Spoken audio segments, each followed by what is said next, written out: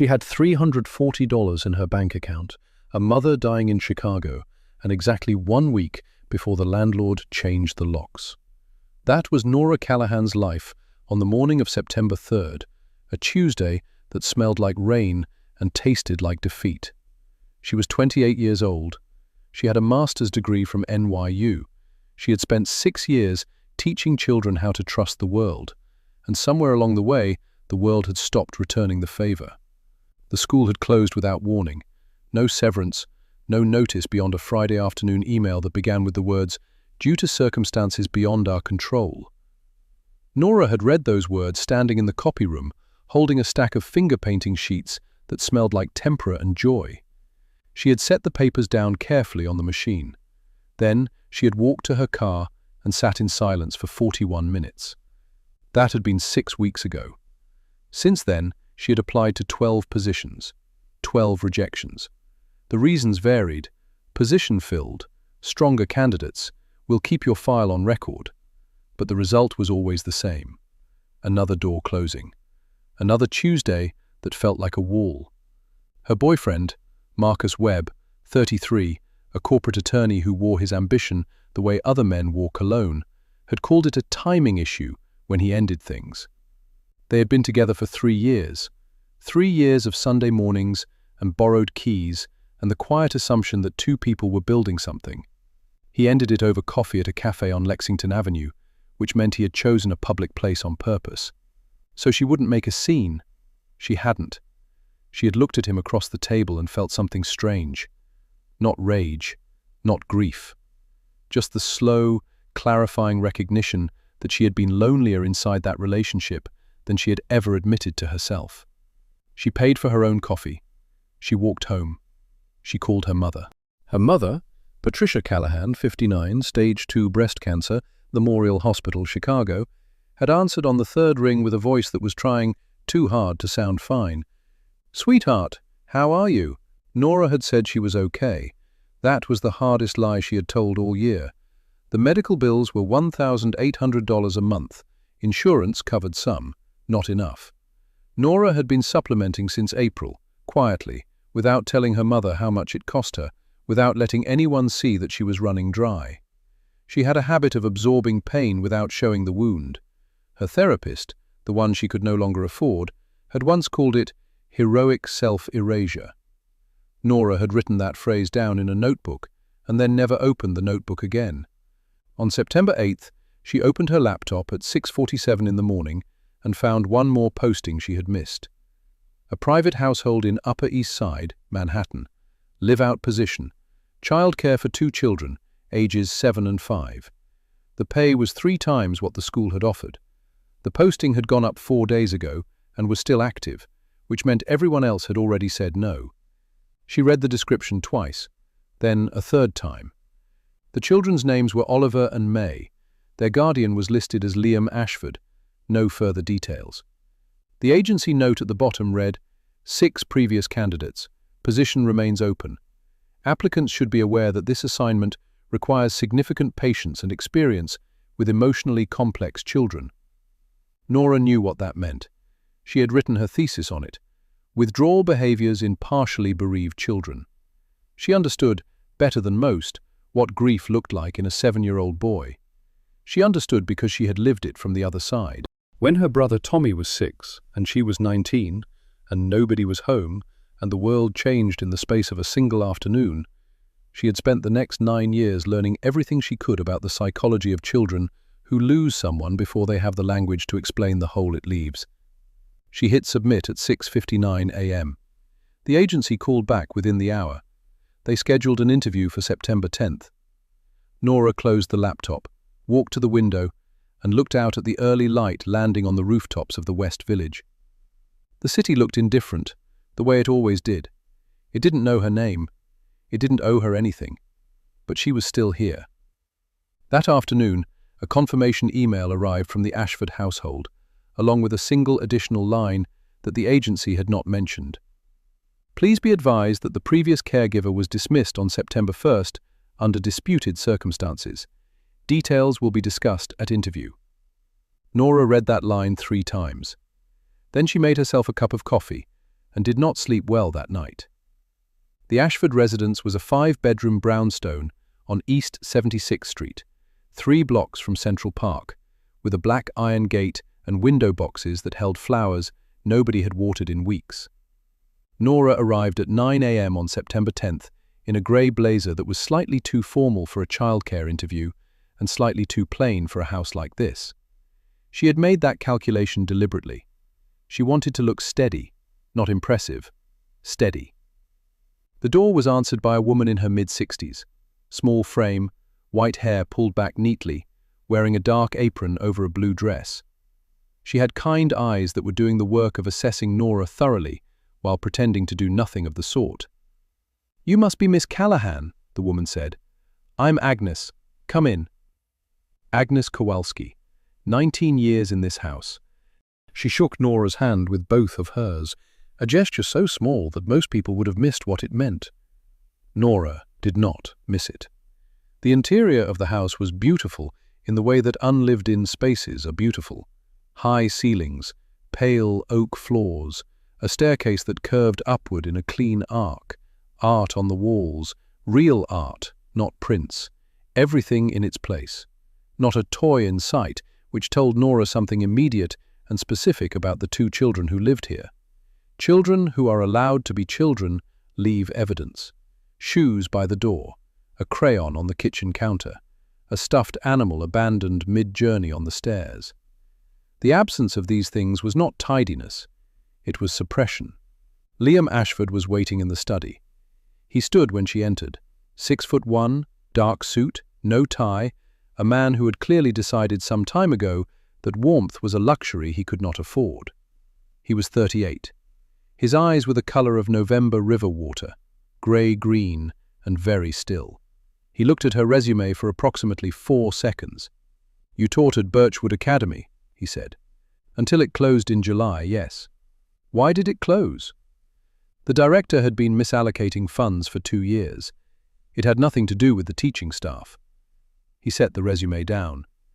"You have a master's degree in child psychology from NYU. Completed 2021.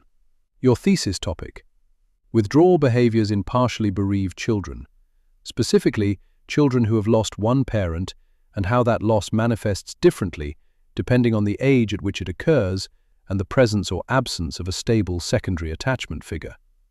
Something shifted behind his eyes, just slightly, gone before she could be certain she had seen it. "Oliver is 7, he said. May is 5. Their mother, my brother's wife, passed away 16 months ago. Sudden cardiac event. No prior diagnosis." He said this the way people say things they have practiced saying without feeling. They are not easy children. They are not trying to be difficult, but they are... He stopped, started again. "They do not respond well to strangers." "I understand." 6 people said that before you." "I know." He studied her for a moment.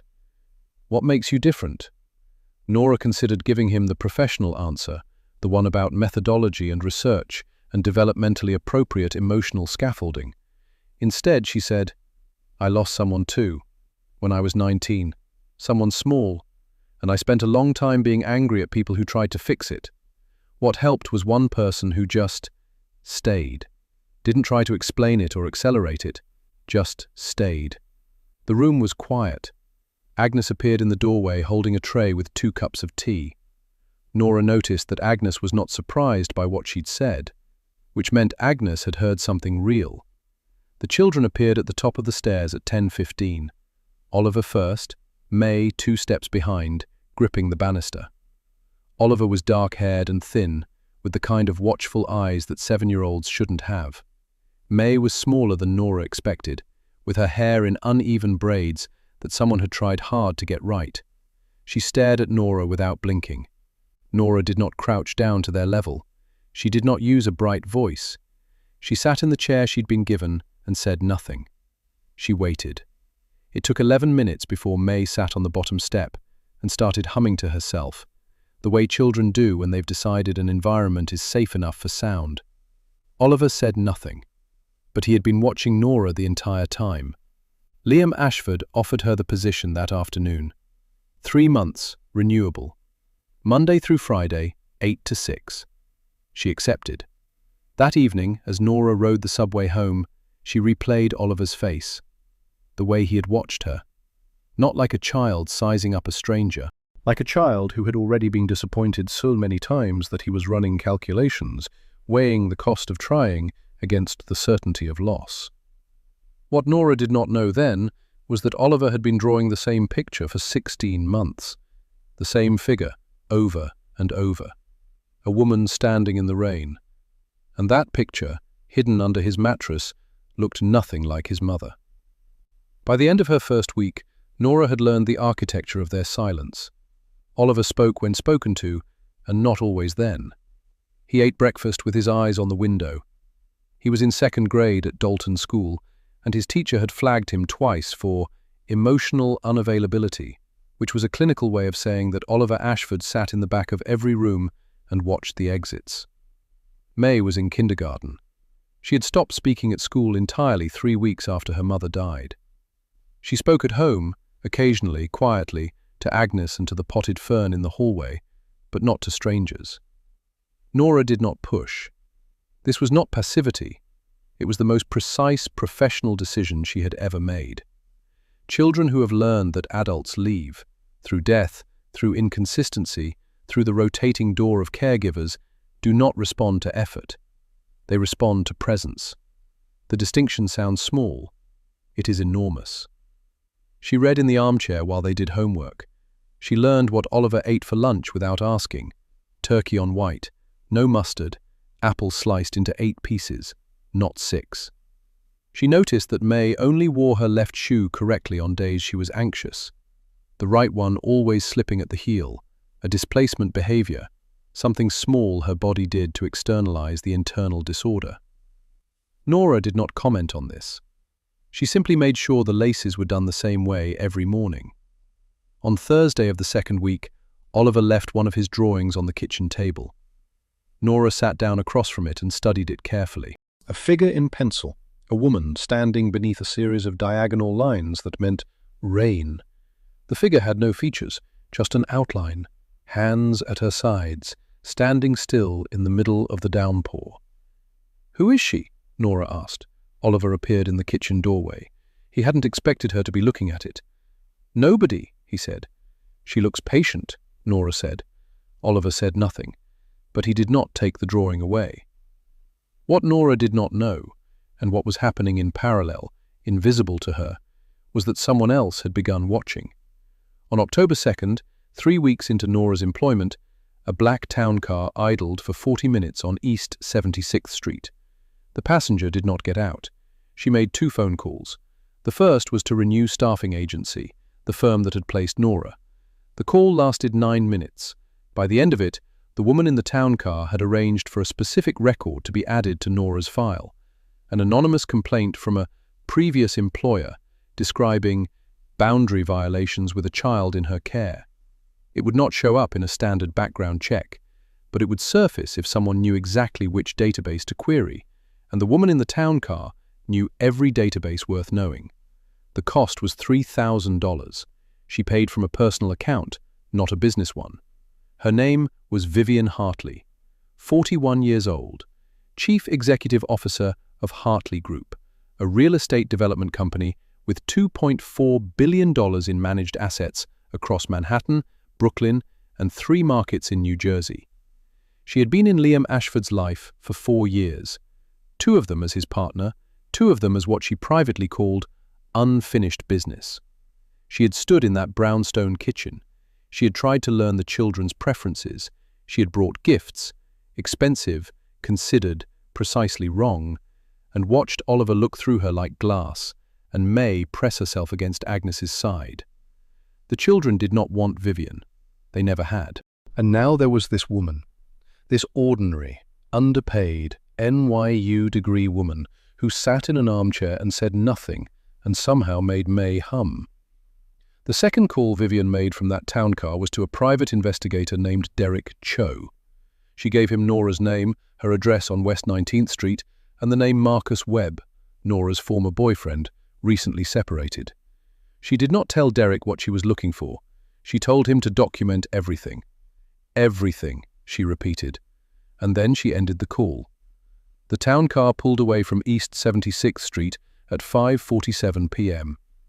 Agnes Kowalski, who had been deadheading the window boxes on the second floor, watched it go. She had seen that car before. She pressed her thumb against the small enamel bluebird brooch on her lapel, a habit she had when she was thinking hard about something she could not yet say out loud. That night, Nora found Oliver in the hallway at 11:15 p.m. He was standing outside May's door, not knocking, just standing. When she asked if everything was okay, he said, "She talks in her sleep. I just want to make sure she knows someone's here."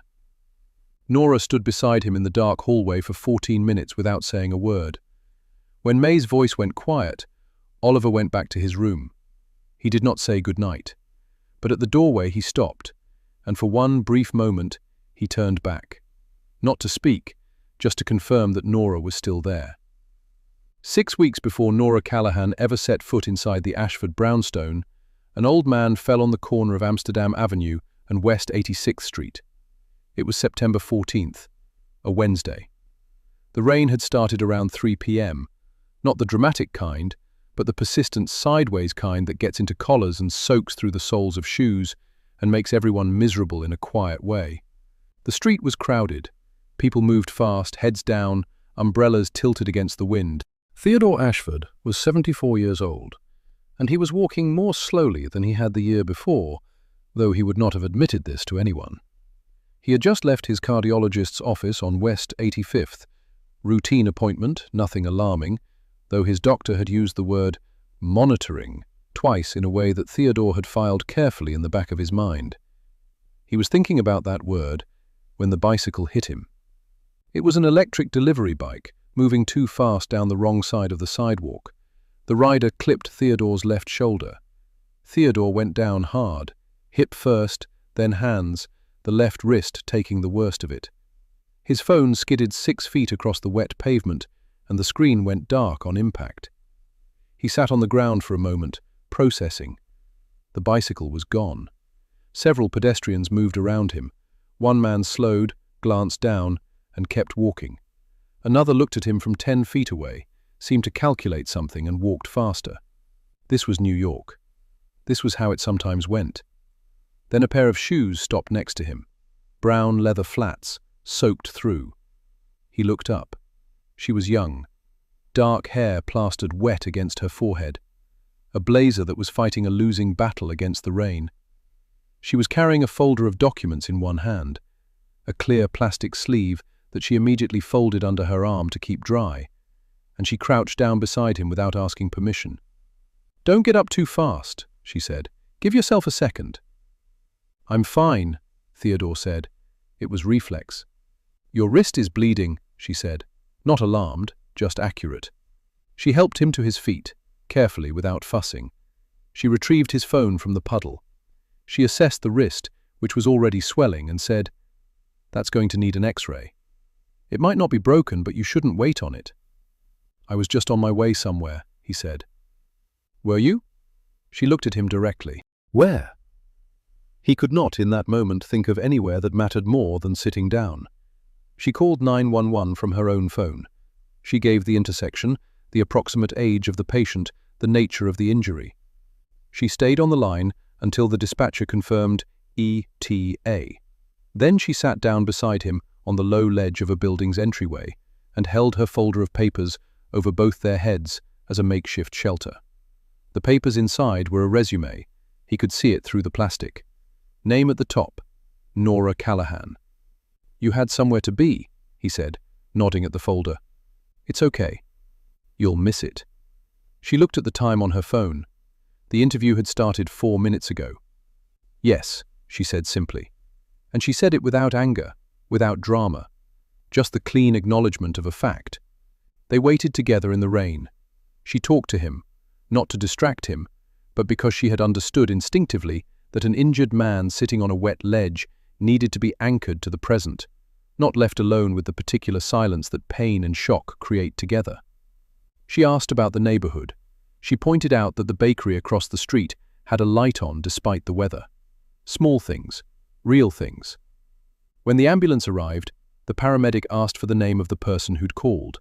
Theodore watched her. "No need to write anything down," she said to the paramedic. "He's in good hands now." She stepped back. She adjusted the folder under her arm, and she walked away down Amsterdam Avenue in the rain, her brown shoes completely ruined, without once looking back. Theodore rode to Lenox Hill Hospital. His wrist was fractured, a clean break, the kind that heals in 6 weeks. He lay in the treatment room while a nurse wrapped it, and he thought about the woman who had stayed. He had spent 50 years in business. He had learned, across all of it, that the most important thing you could know about a person was what they did when nobody was keeping score. She had no idea who he was. She had missed her appointment. She had covered a stranger with her resume. He asked a nurse for a pen.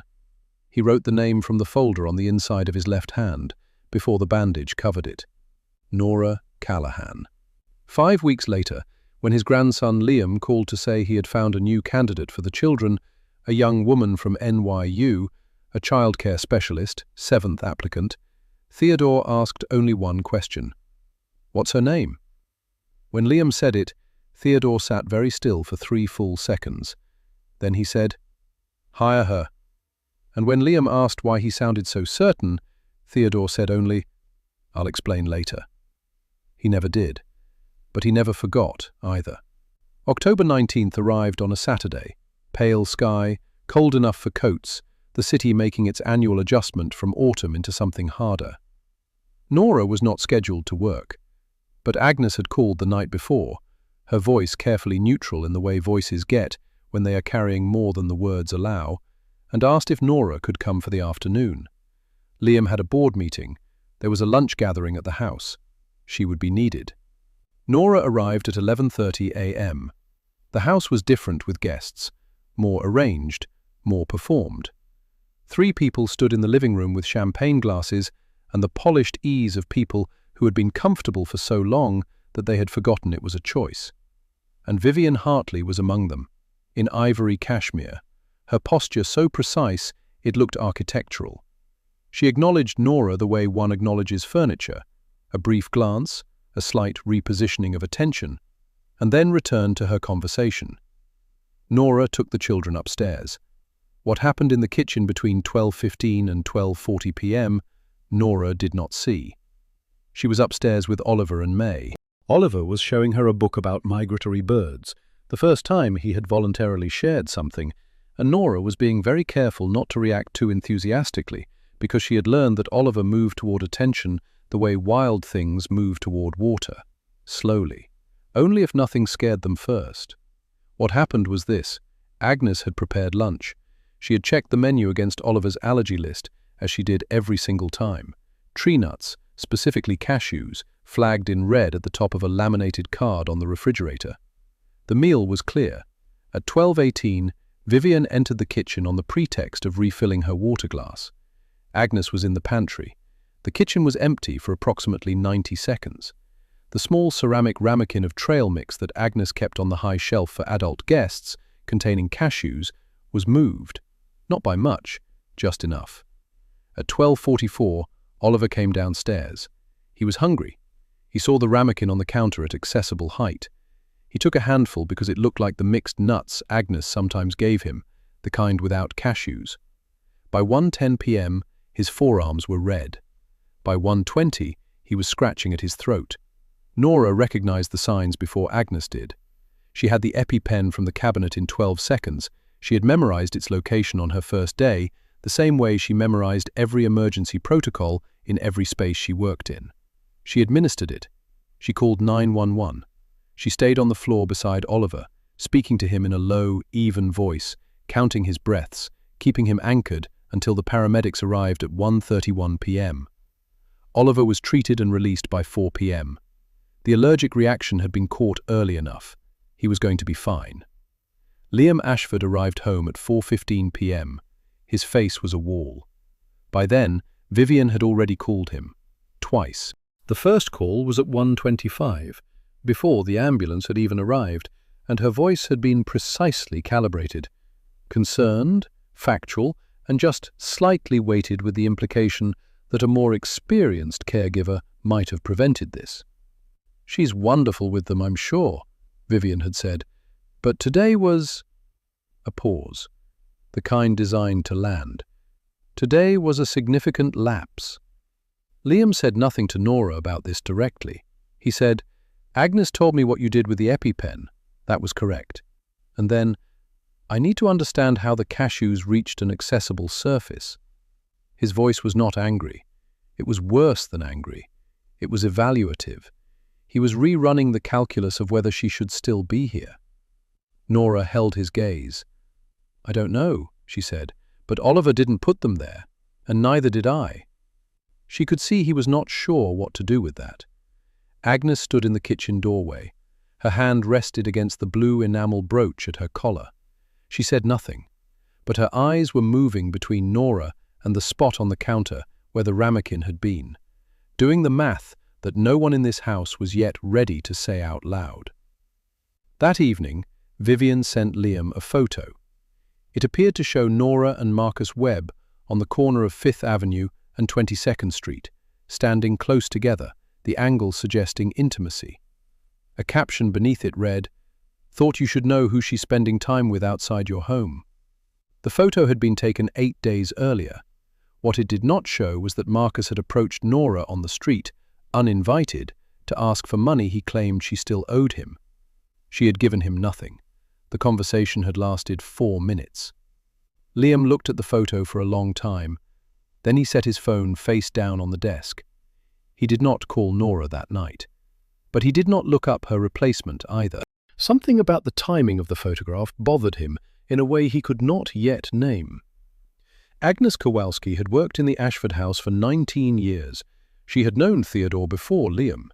She had known Liam's brother Daniel before the accident.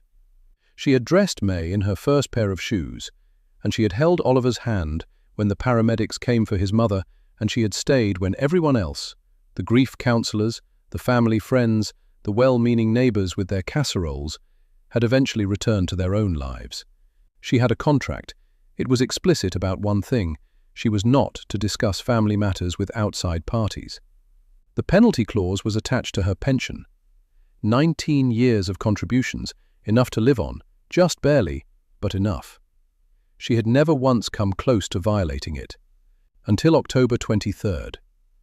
On that morning, Agnes went to the security panel in the utility room, the panel that Vivienne herself had requested be installed in December of the previous year, citing household management efficiency. There were 4 cameras: front entry, kitchen, back garden, and the children's playroom. The footage was stored on a rolling 72-hour cycle. October 19th was still in the system. Agnes pulled up the kitchen feed from 12:15 to 12:45 p.m. She watched it once. Then she sat for 3 minutes without moving. Then she watched it again. The footage was clear. Vivienne Hartley entered the kitchen at 12:18:34. She stood at the counter. She looked toward the pantry, confirming Agnes's location. She picked up the ceramic ramekin with her right hand and placed it lower on the counter, within easy reach. She was in the kitchen for 61 seconds. She poured no water. She refilled nothing. Agnes copied the footage to a USB drive from the desk drawer. She placed the drive in the pocket of her apron. Then she went back to the kitchen and made tea the way she did every morning, because routine was the only armor she knew how to wear. She thought about her pension. She thought about 19 years. She thought about the look on Oliver's face on the playroom floor when his throat began to close. The particular stillness of a child who has already experienced enough loss that new terror arrives without surprise. Then she thought about something that had happened in the spring of 2018.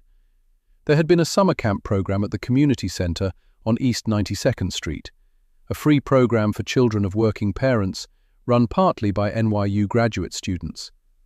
Agnes's daughter, Clara, had been a teaching supervisor there. Clara had described one volunteer in particular, a young woman who had come every Saturday for 6 weeks and hadn't charged a single hour. She had a gift, Clara said. She saw children. When Nora's interview photo came through on the household system in September, Agnes had looked at it for a long time. She had not said anything. She had needed to see if the gift was still there. After 2 weeks, she had her answer. She took the USB drive to Theodore Ashford.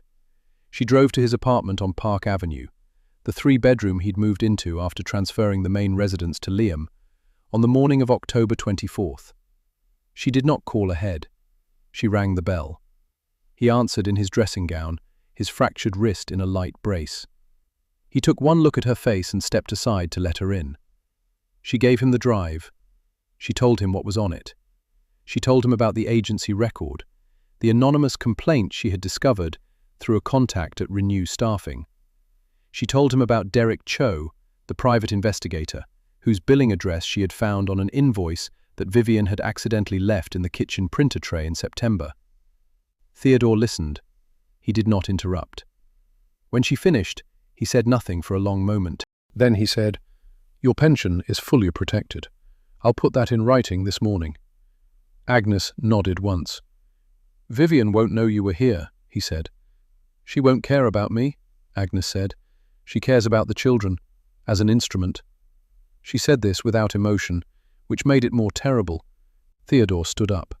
He was slow about it, the kind of slow that is deliberate, not weak. He went to the window and looked out at Park Avenue for a moment, and Agnes could see in the line of his shoulders the particular weight of a man who has watched people he loved make choices he couldn't prevent, and who has spent a long time wondering which silences he owns. "There's something you don't know about Nora Callahan," he said. Agnes waited. He told her about Amsterdam Avenue, the rain, the resume held like an umbrella over a stranger's head, the woman who walked away without leaving her name. Agnes was quiet for several seconds. "She didn't know who you were," Agnes said. "No." "And she stayed anyway?" "Yes." Agnes picked up her bag and walked to the door. At the threshold she stopped. She unclipped the enamel bluebird brooch from her collar, the one that had belonged to Daniel Ashford's wife, given to Agnes the week before she died with the words, "You're the one who actually holds this family together." She looked at it for a moment. Then she clipped it back on. She had one more thing to protect before this was over. November 8th, 5:45 p.m. The Ashford Capital Annual Gathering was held on the 38th floor of Meridian Tower on 6th Avenue. Floor-to-ceiling glass on 3 sides. Manhattan spread out below like a circuit board lit from underneath. The kind of view that made money feel permanent. 60 guests. Open bar. The low, confident murmur of people whose net worth had given them the impression that they were the center of gravity in every room they entered. Nora was not supposed to be there.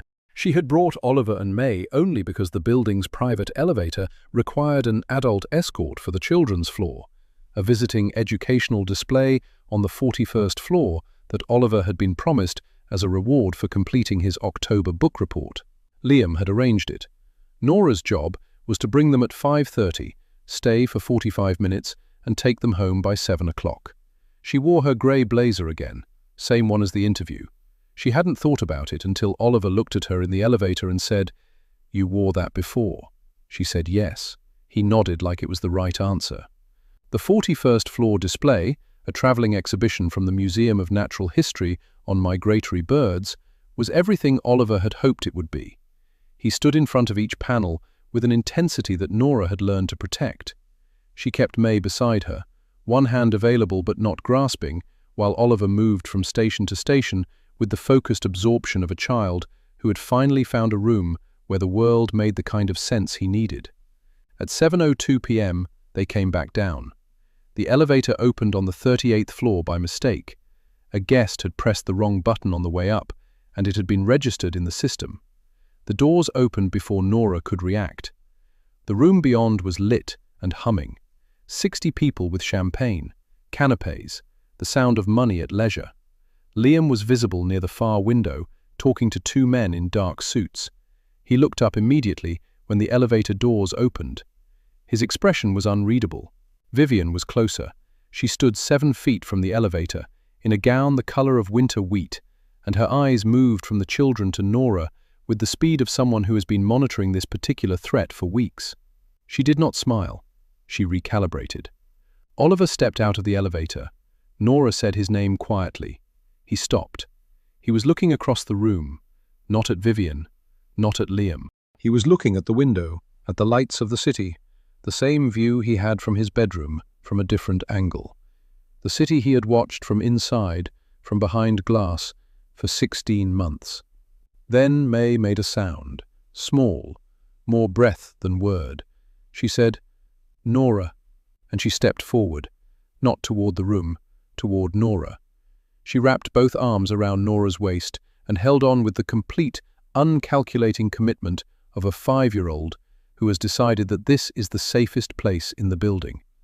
The room did not go quiet all at once. It went quiet in a wave, conversations stopping in sequence, rippling outward from the elevator, as 60 people registered what they were seeing. A child holding on. Oliver turned. He looked at May. He looked at Nora. Something moved across his face, something too old for him, a calculation giving way to something beneath it. He took 3 steps. He pressed his shoulder against Nora's arm. He did not embrace her. He was 7 and proud. But he did not move away. And then, into a microphone on a table near the bar, a live mic for the evening's brief remarks, left open, Oliver said in a voice that was trying to be quiet and wasn't quite, "Don't go. May doesn't want you to go." He stopped, then added lower, "Me either." 60 people were absolutely still. Vivienne Hartley stood 4 meters away. Her champagne glass was raised, arrested mid-gesture. The particular control she had spent years perfecting, the jaw, the shoulders, the perfect neutral display, was failing. Publicly. In a room full of people whose opinion she had spent a decade curating. Liam Ashford had crossed half the room. He stopped a few feet away. He was looking at his nephew, at the boy who had not spoken about wanting anything since his mother died, who had stood in every room of this house like a guest waiting for permission to exist. The boy had his shoulder pressed against Nora Callahan's arm and was not moving. Agnes stood at the service entrance door, her hand against the bluebird brooch, and Theodore Ashford, who had arrived 15 minutes earlier and taken a chair near the wall without announcing himself, as he always did in rooms where observation mattered, watched all of it with the still, complete attention of a man who had been waiting for exactly this. Liam looked at Nora across his nephew's head. She was not looking at him. She was looking at Oliver, and the expression on her face was one he had never seen directed at anything in this house. Not careful, not professional, not measured, just present. Completely, simply present. He stood in the middle of a room full of people and felt, for the first time in 16 months, that something real had happened here. November 21st, 9 a.m. The Ashford Capital boardroom occupied the northeast corner of the 32nd floor of the company's midtown offices. 12 chairs around a long table of dark walnut. City view on 2 sides. The kind of room designed to remind everyone present of exactly how much was at stake. Vivienne Hartley arrived at 9:08 a.m. She was 8 minutes late, deliberately. She had learned long ago that entering a room after others were already seated gave her the advantage of surveying who was anxious before she sat down. She was not prepared for what she saw. Theodore Ashford was seated at the far end of the table. Not a visitor's chair, not a side seat. The head position. His position from the years before the transfer. The chair he had occupied for 31 years. He was wearing a dark grey suit, and his fractured wrist, fully healed now, rested on the table in front of him. He was looking at the door when she entered. He had been expecting her. Vivienne's step did not falter. This was credit to her training. But something recalibrated. She sat. She opened the folder she'd brought. 3 other board members were present. Ashford Capital retained directors, not Vivienne's people. She had assumed this meeting would involve Liam, 2 junior directors, and a degree of deference she had long taken for granted. "I called this meeting," Theodore said, "to address a personnel matter." Vivienne placed her hands flat on the table. "I appreciate that, Theodore. I do think there are concerns worth raising about the—" "I'll go first," he said. He opened a laptop. The screen at the wall displayed a timestamp, October 19th, 12:18 p.m., kitchen camera, Ashford residence. The footage ran for 61 seconds. Nobody in the room spoke. On the screen, Vivienne Hartley entered the kitchen, confirmed Agnes's location, moved the ramekin, left. The footage stopped. Vivienne looked at the screen for 3 seconds. Then she looked at Theodore. Her expression had not broken, but it had condensed, the way faces go when the performance is no longer worth the energy it costs. "That is a security camera from a private residence," she said. "The context of that—" "The context," Theodore said, "is a 7-year-old boy who spent 2 hours in an emergency room on a Saturday afternoon." The room was very quiet. "Oliver has a documented cashew allergy," Theodore continued. "This has been in the household medical file since he was 3 years old. The ramekin you repositioned contained cashews. The placement you chose was exactly within a 7-year-old's reach." He paused. "I don't believe you intended to seriously harm him. I believe you intended to harm the woman you perceived as a threat. Oliver was incidental to your plan. I don't know which of those two things is worse."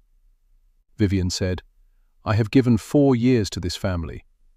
"You have given 4 years to the idea of this family," Theodore said. "There is a difference." He closed the laptop. "The Hartley Group merger is off the table. Effective today. Our legal team will send formal notification by end of business." Vivienne's jaw moved.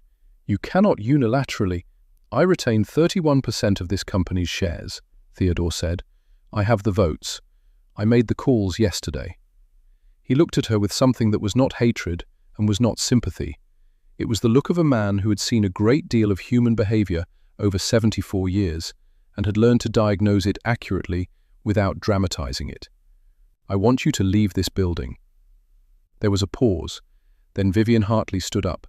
She picked up her folder. She straightened her jacket. She was still beautiful. She was still precise. She was still, every inch, the woman who had walked into rooms and rearranged them for 20 years. She walked to the door. At the threshold she stopped, and for one brief second her composure fractured, just slightly, and what showed through was not anger. It was grief. Raw and old and specific.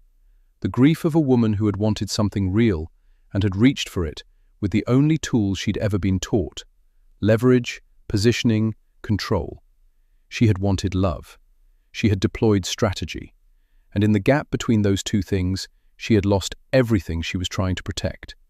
She did not say anything. She walked out. The door closed. Theodore sat at the head of the table for a moment. Then he stood, slowly, and went to the window. Manhattan moved below. Taxis, people. The city doing what cities do, proceeding, regardless. 3 weeks later, the Hartley Group called an emergency shareholder meeting. The board had received a second piece of footage, Derek Cho's billing records, obtained through discovery in a separate legal matter, which showed payment for surveillance of a private individual. Vivienne's legal exposure was considerable. She resigned before the vote. The announcement was 6 sentences long. In a city that had known her name for a decade, the silence that followed was nearly complete. Liam Ashford found the hospital record on a Tuesday morning in late November, by accident. He had been going through the September files, routine financial review, household accounts, and the Lenox Hill invoice had been misfiled with the household administrative documents rather than Theodore's personal medical folder. The date was September 14th. The injury? Left wrist fracture. Attending physician's note included a brief account of the incident: bicycle collision, Amsterdam Avenue, West 86th Street intersection. And at the bottom, in the space for accompanied by, a single line: patient arrived with bystander who called 911 and remained until EMS arrived. Bystander declined to provide name. Liam read this 3 times. He knew when Theodore had been injured. He knew the date. He knew his grandfather had refused to discuss it in any detail beyond a bicycle and some clumsiness, which was exactly what Theodore said whenever he wanted to end a conversation. Liam thought about Nora's start date. September 10th, interview. September 13th, first official day. The hospital record was September 14th. The intersection was 12 blocks from the Ashford brownstone. He drove to Park Avenue.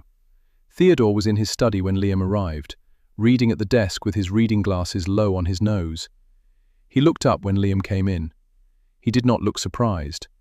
He had, in the particular way of people who have spent a long time paying attention, already known this conversation was coming. Liam placed the invoice on the desk. Theodore looked at it. He removed his glasses. "When were you going to tell me?" Liam asked. "I wasn't sure there was a correct time." "You arranged for her to be hired." "I recommended her," Theodore said. "The distinction matters. You knew who she was. You knew what had happened on Amsterdam Avenue, and you said nothing when I called you, and you told me to hire her." Liam's voice was even but taut, a wire under load. "That is not a recommendation, that is a placement." Theodore sat back. "Do you know why I didn't tell you?" Liam waited. "Because you would have second-guessed it," Theodore said. "You would have wondered about my motivations, about whether I was managing the situation, and in wondering about all of that, you would have looked at her differently.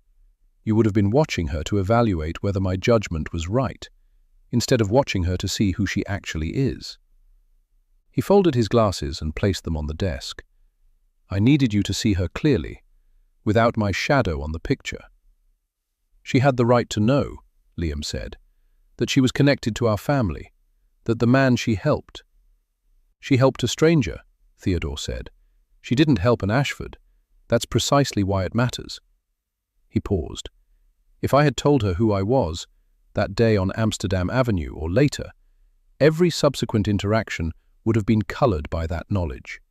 Her behavior, her choices, everything she did with those children, you would always have wondered, is this real or is this performance? I gave you something uncontaminated. I gave you someone who acted as herself, with no audience, no benefit, and no name attached." Liam was quiet for a long moment. Outside the window, Park Avenue was doing its November thing, cold, grey, purposeful. "She's going to find out," Liam said. "Yes. When she does, she's going to feel like she was managed." Theodore considered this. "She might, yes." He looked at his grandson. "That's your job now, not mine." He picked up his glasses again. "I opened a door. Whether she walks through it, and whether you give her a reason to, that was never mine to determine." Liam drove back to East 76th Street. He sat in the car outside the brownstone for 7 minutes. He thought about Oliver. Oliver, who had spent 16 months calculating the cost of attachment and deciding it was too high, and who had pressed his shoulder against a woman in a grey blazer in a room full of 60 people and said, "Me, either," into a live microphone. He thought about May, who had stopped speaking at school and still hummed to the fern in the hallway, who had learned at 5 years old that the people you loved could leave without warning, who had chosen, with the absolute unironic logic of a 5-year-old, to trust Nora anyway. He thought about September 14th, a woman crouched on a wet sidewalk, holding her resume like a shelter over a stranger's head, walking away in the rain without leaving her name. He thought, what kind of person does that? Then he thought, I know exactly what kind of person does that. He got out of the car. He found Nora in the kitchen with Oliver, who was explaining, with the gravity of a professor, the difference between Arctic terns and common terns. Nora was listening with her full attention, the way she always did, as if Oliver's words were the only sound in the building. Liam stood in the doorway, and she didn't notice him. Oliver did. Oliver looked up, looked at his uncle, and then looked back at Nora with an expression that said, "See? This is what I mean." And Liam understood, for the first time since Daniel died, what it meant to be shown something true.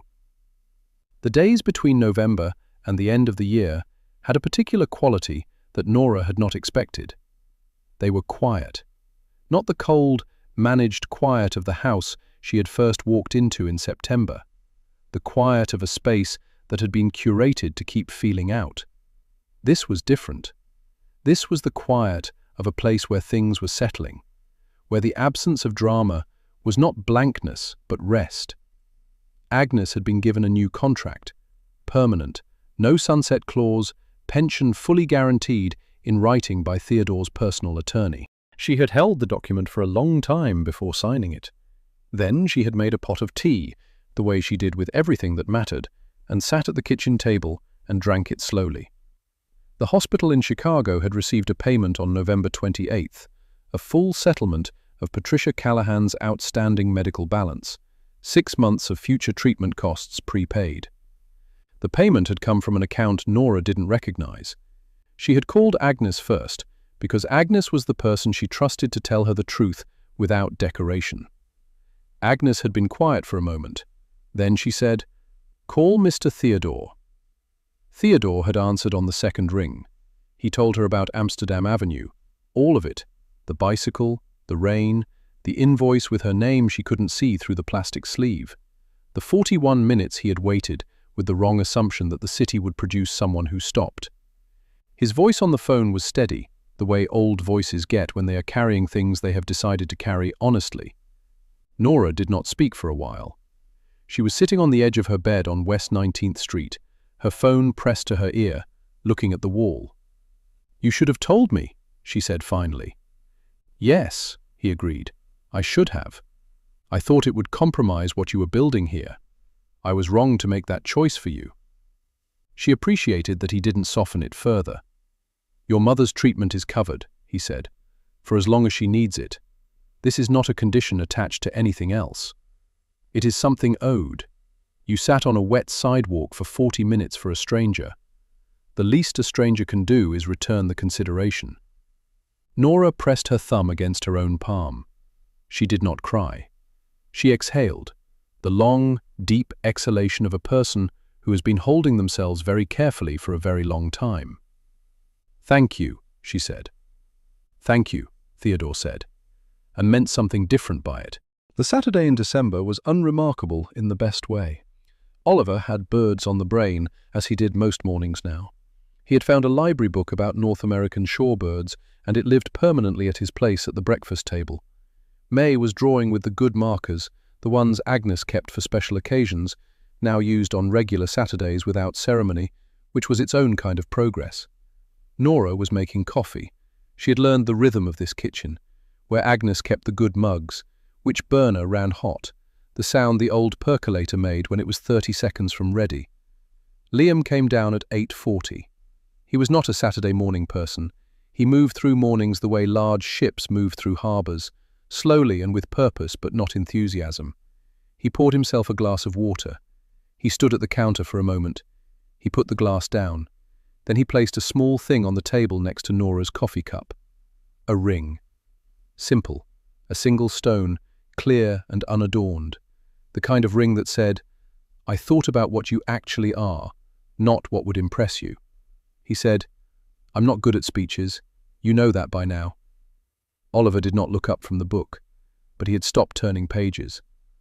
"Oliver and May chose you before I understood what that meant," Liam said. "They were right. They're usually right, when I let them be." He paused. "I'd like to ask you to stay. Not in this role, in a different one, if you're willing." Nora looked at the ring. She looked at her coffee cup, still in her hands.